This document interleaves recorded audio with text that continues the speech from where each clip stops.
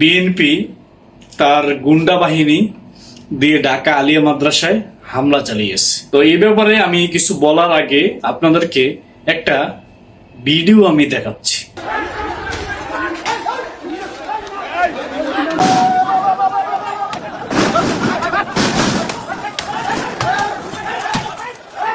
আমি সামান্য কিছু অংশ আপনাদেরকে দেখালাম।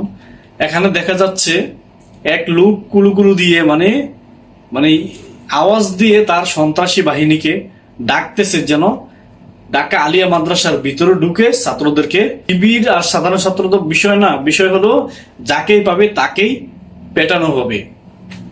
তো এই যে ব্যক্তিটা সামনে আছে লাঠি নিয়ে যে সামনের দিকে যাচ্ছে, এরা কিন্তু প্রফেশনাল ডাকাত।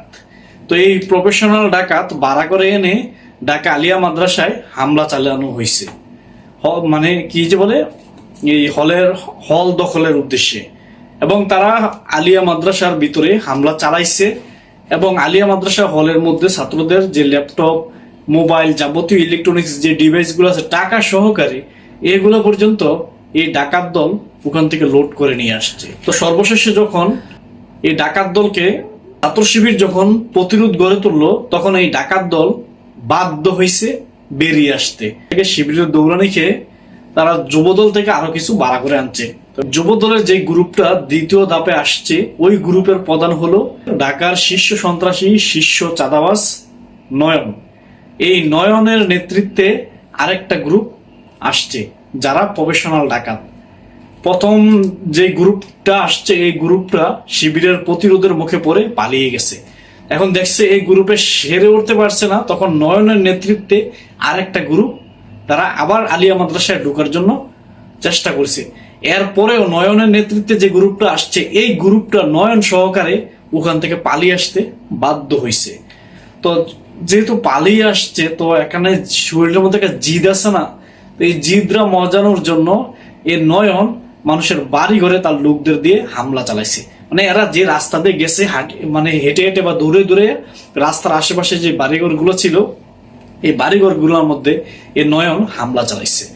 তো আমার প্রশ্ন হচ্ছে, ঢাকা আলিয়া মাদ্রাসা, এই মাদ্রাসার মধ্যে ছাত্র দল, যুব দল, তাদের কি মানে এই মাদ্রাসার ভিতরে তাদের উদ্দেশ্যটা কি?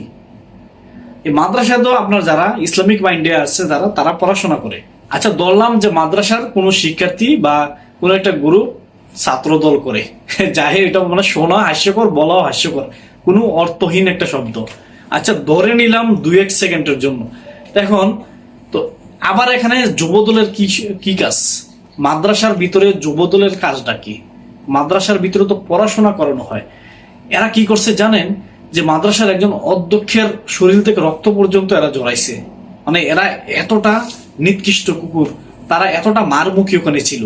তারা যদি সুযোগ পাইতো ওই দিন যদি ছাত্র শিবির তাদের কাছে হার মানতো, তাহলে প্রত্যেকটা ছাত্র শিবিরের কর্মীকে তারা মেরে ফেলতো ওই ক্যাম্পাসের মধ্যে, আলিয়া মাদ্রাসার মাঠের মধ্যে।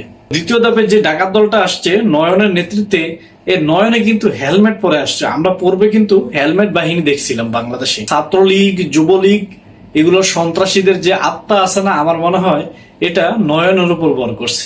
তো নয়নে সেই যুবলীগ, ছাত্রলীগের স্টাইলে সে আলিয়া মাদ্রাসায় গেছিল আক্রমণ করতে, তবে ওদের প্রতিরোধের মুখে পড়ে এরা পালিয়ে আসতে বাধ্য হয়েছে।